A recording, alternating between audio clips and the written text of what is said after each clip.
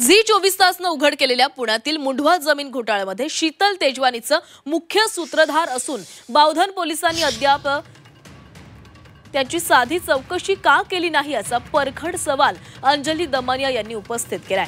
तसंच पार्थ पवार यांना वाचवण्यासाठीच ही चौकशी समितीचं थोतांड सुरू आहे असा आरोपही दमनिया यांच्याकडून करण्यात आलाय।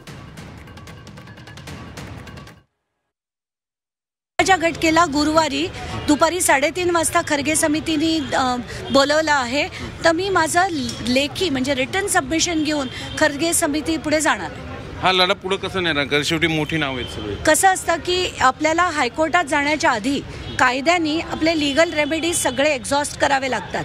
कारण तुम्हाला आठवत असेल अण्णा हजारे पण जेव्हा हायकोर्टात गेले होते त्या कोर्टाने सांगितलं होतं की आधी तुम्ही खालच्यांना तक्रारी द्या, त्यांनी काम केलं नाही तरच कोर्टात या। म्हणून आत्ताच्या घटकेला या सगळ्या समित्या ज्या ज्या बनवल्या आहेत सगळ्यांपुढे जाईन। त्यांनी काही काम करणं अपेक्षा नाही आणि ते करणार नाहीत हे गृहीत धरूनच पुढची तयारी मी करणार।